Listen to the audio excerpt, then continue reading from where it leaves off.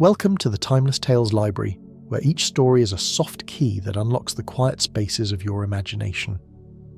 I'm Theodore, your host for the evening, and tonight I'll be sharing a gentle tale meant to calm your thoughts and carry you peacefully towards sleep. This haven of restful stories is brought to life by listeners like you. If you found solace here, please consider subscribing to help us continue weaving these serene narratives. As you settle in, I'd love to hear from you. Leave a comment below letting me know where you're listening from and share a place you dream of a story taking you. Perhaps a lighthouse on a windswept cliff, a lantern-lit street in Kyoto, a cozy bookshop in the rain, or a meadow beneath the northern lights. Your dreams keep our little library warm and glowing. This story is about climbing an ancient stone tower on a rain-washed evening, where an astronomer's sanctuary awaits you, a place of candlelight and star maps, of warm tea and telescopes turned toward infinite skies.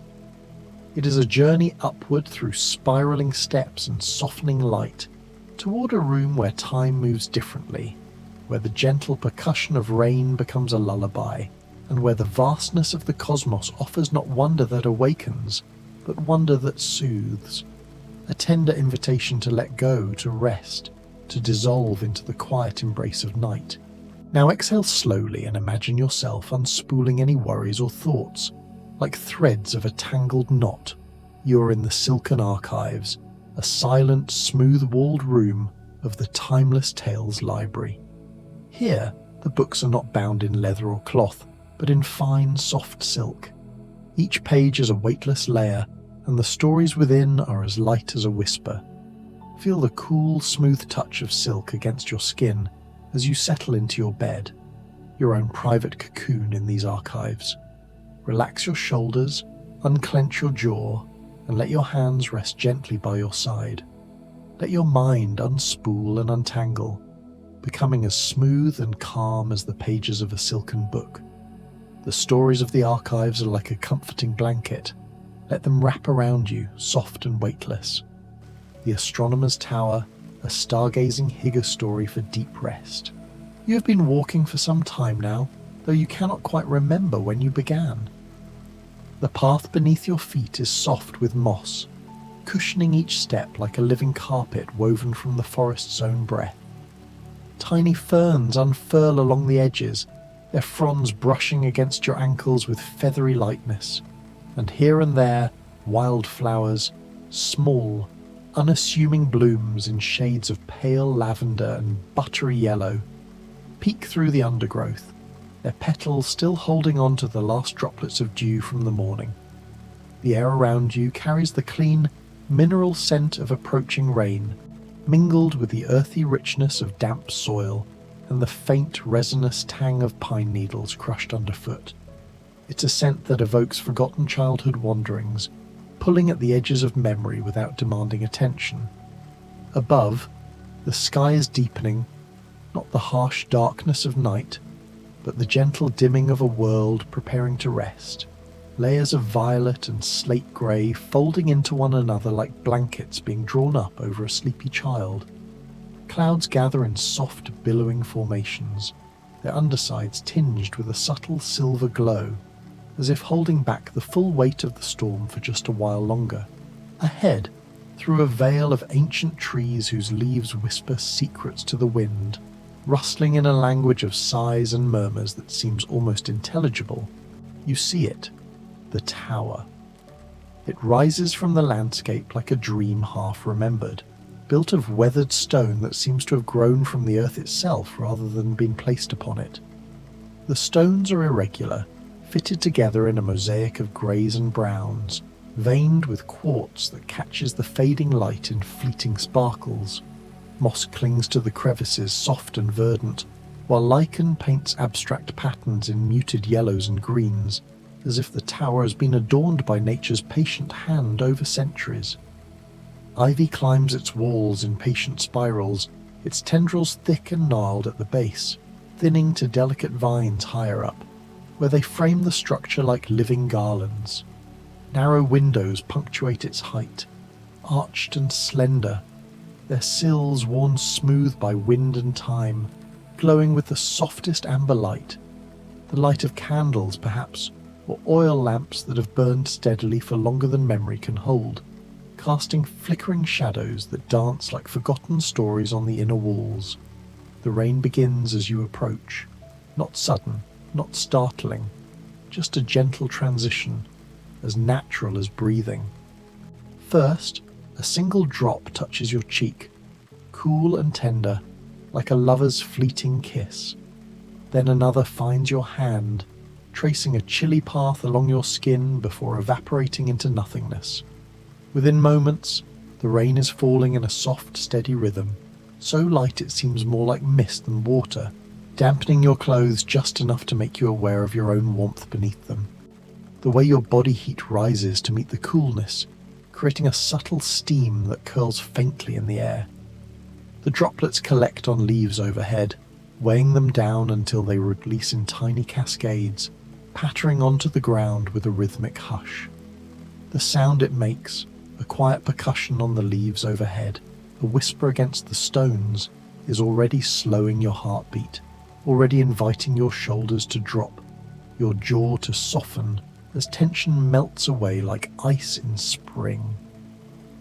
The forest around you responds in kind. Birds hush their calls, retreating to sheltered branches, while small creatures, rabbits perhaps, or squirrels, scurry to burrows, leaving the path to you alone. The air grows heavier, saturated with moisture, carrying the petrichor scent that rises from the earth, a primordial aroma that speaks of renewal and quiet power. You reach the tower's entrance, a wooden door so old its grain has deepened into valleys and ridges, smoothed by countless hands before yours, hands of wanderers, seekers, perhaps even lovers who found solace here long ago. The wood is dark oak, polished by time to a satin sheen, with faint carvings etched into its surface, swirling motifs that might be runes or simply the abstract art of wind and rain. There is no lock, no barrier, only a simple iron latch, cool and slightly rusted under your fingers.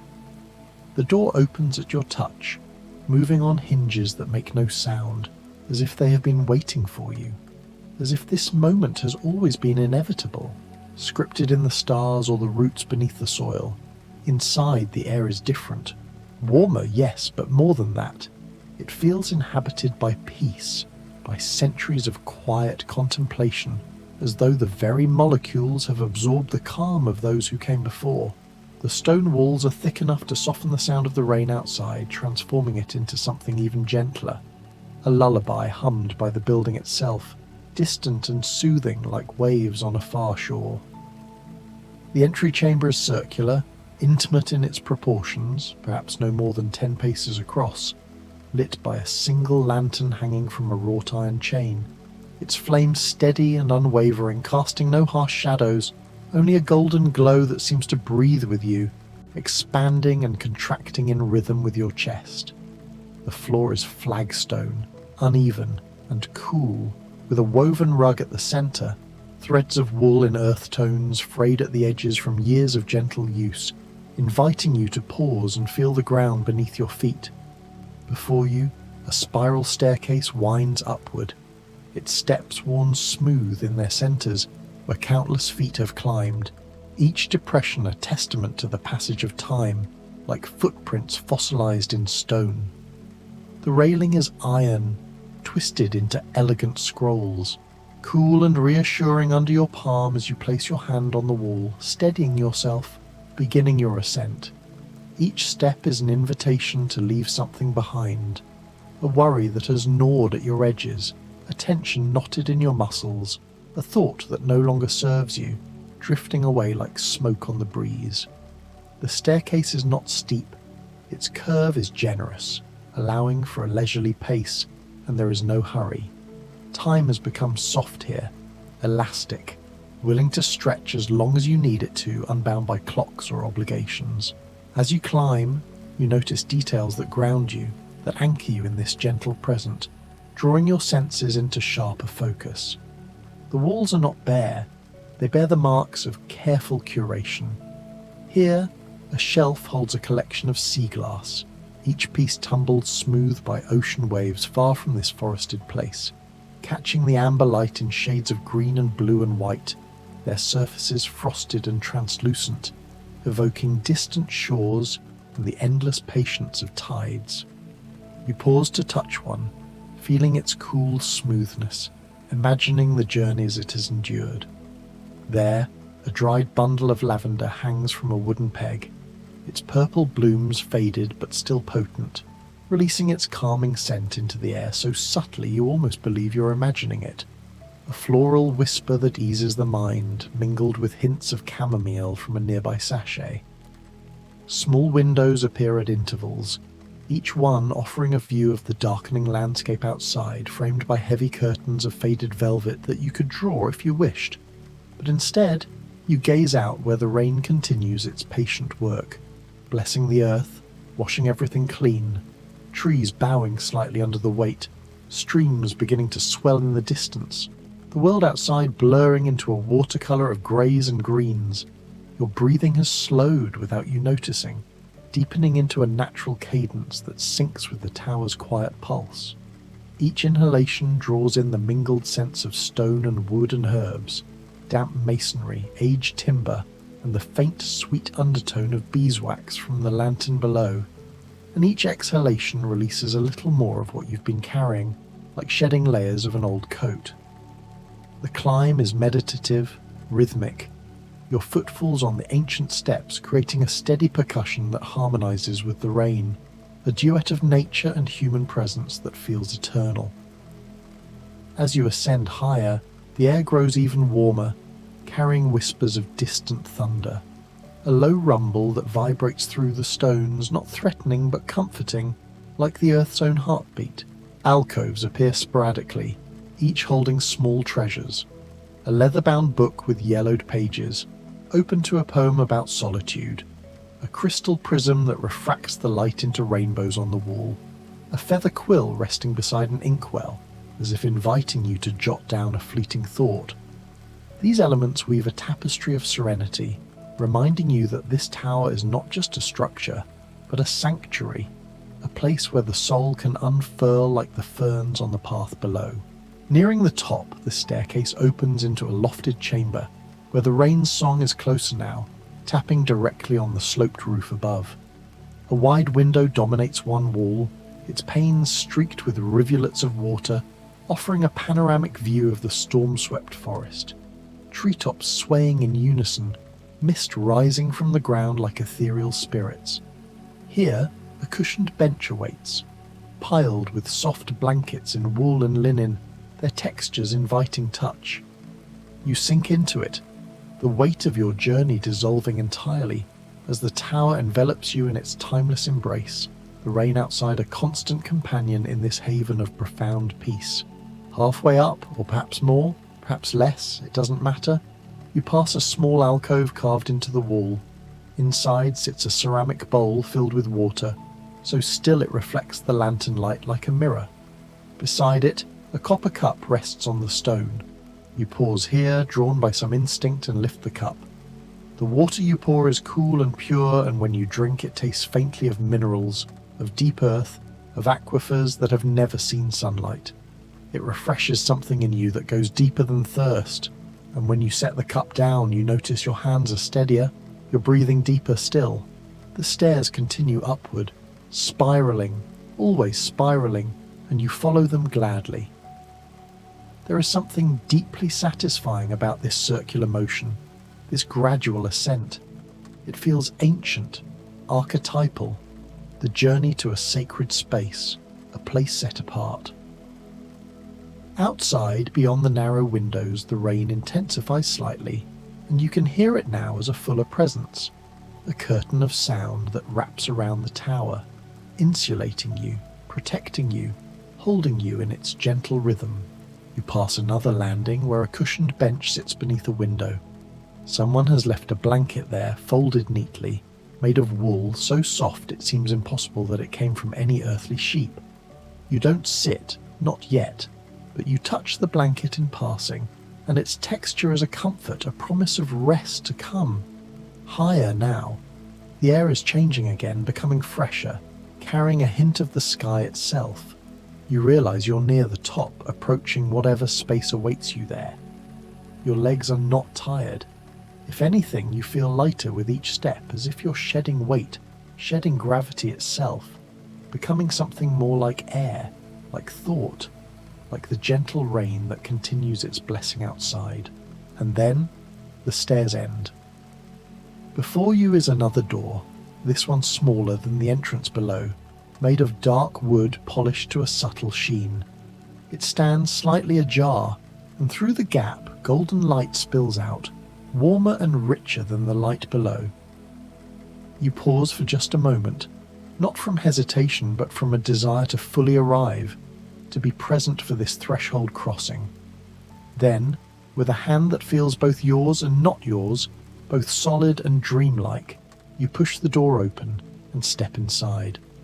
The room takes your breath away, though not through grandeur or spectacle, through rightness, through the immediate bone-deep sense that this is where you are meant to be, that this space has been waiting for you, prepared for you, held in readiness for precisely this moment. It is a circular chamber spanning the full width of the tower's top, with a domed ceiling painted deep blue, not the blue of day, but the blue of twilight, of the hour when the first stars begin their emergence. Upon this dome, someone has painted constellations in silver leaf that catches the candlelight, so that the ceiling itself seems to contain stars, seems to be a piece of the sky brought indoors and tamed, made gentle, made safe. The walls are lined with shelves, and these shelves hold wonders, ancient books with cracked leather spines, their titles in languages you don't recognize but somehow feel you could understand if you tried. Glass jars containing what looks like starlight. No, not starlight, but something close. Bioluminescent algae, perhaps, glowing with a soft green-blue radiance that pulses like breathing, like a heartbeat. Brass instruments whose purposes you can only guess at. Astrolabes and sextants and armillary spheres. Their gears and circles and pointers all frozen in configurations that speak of measurements taken long ago, of questions asked of the heavens and answers patiently received. But what draws your attention most, what pulls you deeper into the room, is the telescope. It stands in the centre of the chamber, a beautiful instrument of brass and dark wood, mounted on a tripod whose legs have been carved with intricate patterns, spirals and stars and phases of the moon. The telescope is angled upward, pointing through an opening in the domed ceiling, a circular skylight that frames a piece of the darkening sky. Rain falls through this opening, but not into the room. Some invisible barrier, some clever design, keeps the weather at bay while allowing the view to remain unobstructed. Around the telescope's base, someone has created a nest of comfort. Cushions in deep colours, burgundy and navy and forest green, are piled generously, creating a space where you could sit or recline, where you could make yourself small and held. A low table sits nearby, and on it, you see what might be the most welcoming sight of all. A teapot, gently steaming, surrounded by simple ceramic cups and a small bowl of honey, its surface golden and viscous in the candlelight. Candles are everywhere, but not in a way that feels excessive or bright. They are scattered throughout the room at different heights, on shelves, on the floor in protective glass holders, hanging from the ceiling in a brass chandelier whose arms curve like the branches of a welcoming tree. Their flames are steady, protected from drafts by the room's perfect stillness, and their light is warm enough to make the entire space feel like an embrace, like being held inside a gentle amber glow that asks nothing of you except that you be here, that you rest, that you let yourself be cared for. You move toward the cushions, drawn by their obvious invitation, and as you do, you notice more details. A wool throw blanket draped over one pile of cushions, its pattern a subtle weave of creams and greys. A small basket containing what looks like dried fruit and nuts, placed within easy reach. And beside the telescope, resting on a small stand, a leather-bound journal lies open to a page filled with handwritten notes and sketches, star charts, observations, fragments of poetry about the night sky. You lower yourself onto the cushions and they receive you as though they have always known the exact shape of your weariness. First your hips settle, then your spine, then the small of your back, until finally your head finds its cradle, and the last tension in your neck dissolves like sugar in rain. You're not lying down so much as being held, suspended in a finger's breadth above the ordinary laws of weight and gravity, buoyed by wool and down and centuries of quiet intention. Above the telescope, the open skylight frames a moving fresco of night. The storm has spent its heaviest tears. What falls now is the finest silver mist, each droplet catching stray starlight on its brief descent and glowing for an instant like a firefly before it vanishes at the invisible threshold. The clouds drift apart in slow, deliberate ceremony, revealing the sky in pieces. First a single bright planet, then a river of stars, then the faint gauze of the Milky Way spilling across the darkness like cream poured into coffee. Every new opening feels like a gift addressed personally to you. You reach for the teapot. Porcelain warmed to the precise degree of a living hand, it fits your palms as though it has been waiting in that exact spot since the tower was raised. When you tilt it, the tea pours in a deep amber brown, fragrant with chamomile, spearmint, and a deeper note, something like cedar after rain, something like the memory of your grandmother's kitchen. Steam rises in delicate spirals, brushing your face with invisible kindness. You add honey, a languid golden rope that coils, sinks, blooms into soft clouds within the liquid. The wooden spoon is satin from countless stirrings. It circles once, twice, then rests. The first sip is revelation. The tea is the temperature of forgiveness, never burning, never tepid, sliding down your throat and spreading through your chest in slow, radiant waves. Each swallow loosens another small knot you didn't know you were carrying. The clenched place behind your eyes, the quiet ache in your shoulders, the thought that has been looping since morning, since last year, since childhood. They drift away on the outgoing breath, carried out through the skylight to dissolve among the stars. Between sips you watch the sky rearrange itself for you. A meteor scratches a brief white line and is gone. An owl calls somewhere far below, its voice softened by distance and stone. The rain's percussion has thinned to the faintest heartbeat, yet it is still there, a patient metronome reminding you that time has agreed to pause. When the cup is empty, you set it gently on the table, hearing the small, satisfying clink of porcelain meeting wood. You sink deeper. Your body feels heavier and lighter at once, rooted yet buoyant. Your gaze drifts to the telescope, brass warmed by candlelight, lens pointed like a question at the heart of the firmament. You imagine swinging it a fraction left or right, bringing Saturn's rings into focus, or the pale rose of the Orion Nebula, or some unknown star whose light began travelling toward Earth the very year you were born. You do not move to look yet. There is no hurry. The cushions cradle you, the candles breathe with you, the stars keep arriving. For now, it is enough to lie here, held by the tower, washed clean by rain you never felt, drinking in the night one slow heartbeat at a time. Everything you ever lost seems to be returning, quiet and unannounced, settling around you like the softest snow. You close your eyes, just for a moment, and the room rocks you the way the sea rocks a ship that has finally found its harbour. But you don't need to look. Not now. The stars you can see with your naked eyes through the skylight are enough. More than enough. Each one is a point of light that has travelled for years, for centuries, for millennia to reach you here in this moment. Each one is ancient light touching your eyes, photons that began their journey when the world was young, arriving now, tonight, to find you exactly where you are, exactly who you are. You notice how the painted constellations on the domed ceiling mirror the real constellations visible through the skylight.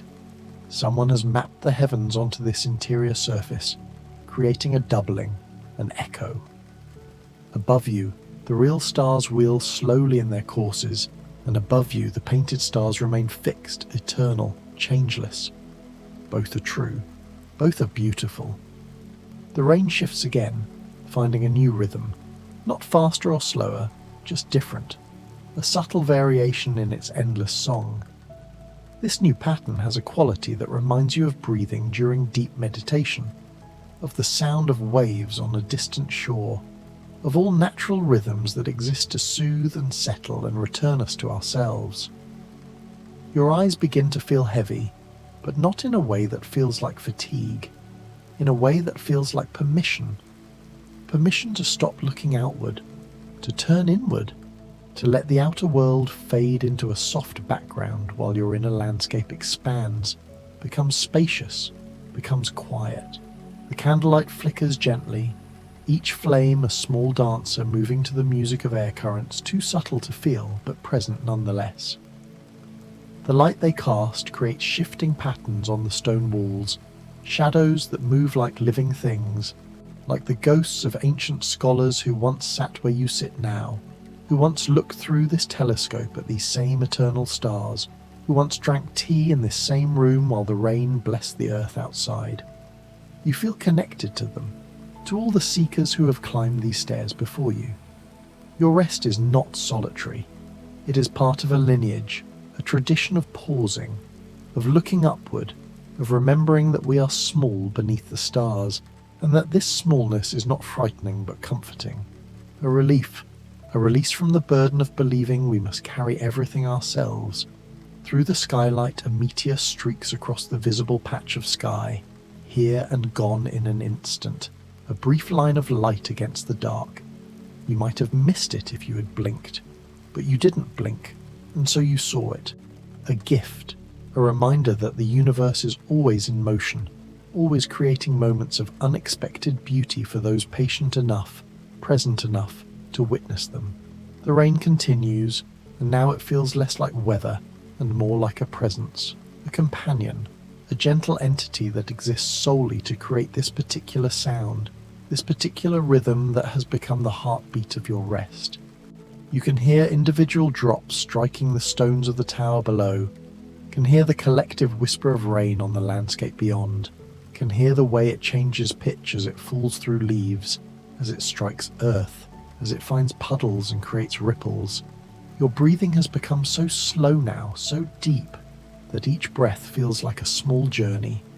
In through your nose, cool and carrying the scent of rain and stone and herbs, held for a moment at the top, a pause where everything stills, then out through your slightly parted lips, warm and releasing, carrying away anything you no longer need to hold. The cushions beneath you seem to have moulded to your exact shape, as if they have been waiting your whole life to receive you, to support you, to hold you in this perfect cradle of comfort. You can feel each point of contact between your body and the softness beneath, your head, your shoulders, your back, your legs, and each point feels like an anchor, a tether keeping you safely held while your mind begins to drift, to float, to detach in the gentlest possible way. Above you, more stars are appearing as the clouds continue their slow migration across the sky. You recognize some of the constellations now, Orion with his belt and sword, the Big Dipper pointing eternally toward Polaris, Cassiopeia in her throne. These are old friends, patterns you have known since childhood, and seeing them here, framed by the skylight, accompanied by the rain and the candlelight and this deep, deep peace, feels like a homecoming. The painted constellations on the ceiling are glowing more brightly now, or perhaps your eyes have adjusted, have learned to see in this dim light, have discovered how to perceive the subtle luminescence of the silver leaf against the deep blue. They are beautiful in a different way than the real stars, more intimate, more accessible, close enough to touch if you reached up, though you don't reach. You simply look, letting the patterns fill your vision, letting them become the last thing you see as your eyes grow heavier still. Somewhere in the room, you hear a soft sound, a click, perhaps, or a gentle creak. One of the candles has burned low enough that its flame touches the last of its wax and sputters peacefully out, The room doesn't grow darker. There are too many other candles for one absence to be noticed. But the sound is somehow perfect, somehow exactly right.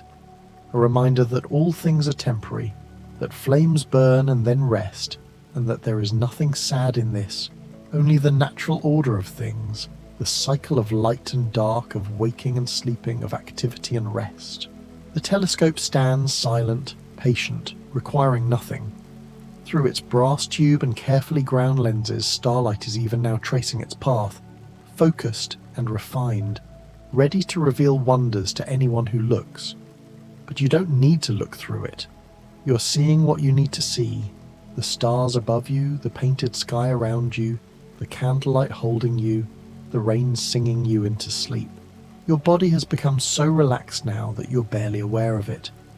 You can still feel the cushions, the warmth of the tea spreading through your core, the weight of your limbs, but these sensations are distant, muffled, like feeling your body through layers of soft wool, through water, through dreams. You're becoming less solid, less defined, your edges blurring and softening until you're not quite sure where your body ends and the room begins, where the room ends and the night begins, where the night ends and the infinite stars begin. The rain has become a lullaby, its rhythm so perfectly matched to the rhythm of rest that you cannot tell if you're hearing it or imagining it, or if perhaps it has always been inside you, this gentle percussion, this patient falling of water from sky to earth, this blessing that asks nothing except that you receive it, that you let yourself be washed clean, be softened, be renewed. Through half-closed eyes you see the stars multiplying, filling the skylight until it seems there is more light than darkness up there, more diamond points than black velvet. Or perhaps you are seeing them with more than your eyes now. Perhaps you are sensing them, feeling them, knowing them in the way you know your own heartbeat, your own breath. They are part of you, and you are part of them. All of it connected, all of it one vast web of light and gravity and space and time, and you are a point in that web, a place where consciousness has arisen to look back at itself, to witness its own beauty, to rest in its own infinite embrace. The tower itself is breathing with you now, a slow tidal rhythm you feel in the stones beneath the cushions, in the faint warmth rising through the floor, in the way the candle flames bow and rise in perfect synchrony with your own chest. It is not metaphor. The building lives. Every soul who ever climbed these stairs has left a residue of quiet joy pressed into the mortar like pollen in amber. You sense them the way you sense warmth from sun-heated stone long after sunset. A monk from the 14th century who came here to escape plague, a heartbroken cartographer in the 17th, a young woman in 1923 who watched Halley's Comet from this very spot and decided to live.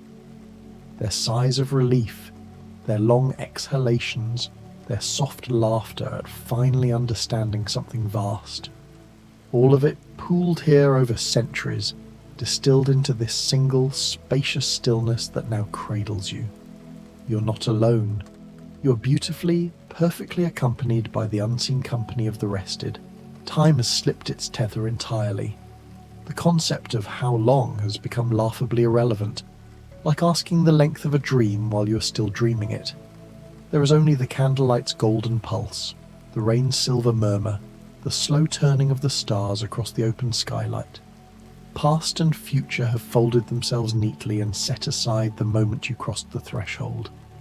Regret cannot reach this altitude. Anxiety cannot climb these stairs. Only now exists, round and complete as the chamber itself, luminous as the honey left in the bowl. Your final thought, if it can even be called a thought and not simply a feeling wearing the shape of words, is gratitude so pure it feels like light pouring outward from your heart. Thank you to the hands that carved these steps smooth, to the mind that angled the skylight just so, to the unknown benefactor who laid fresh candles and filled the teapot moments before you arrived, though no living soul has been seen. Thank you to the rain for its tenderness, to the stars for their ancient patience, to the tower for standing here all this time simply to offer refuge to weary travellers who do not yet know they are almost home. Then even gratitude loosens its grip and drifts upward like incense. Words dissolve. The boundary between self and room blurs. You are the cushions holding you. You are the candlelight gilding the brass. You are the rain and the stars and the slow heartbeat of the tower itself. Sleep arrives not as darkness, but as deeper light. An immense tender dark that has nothing to hide and everything to fear.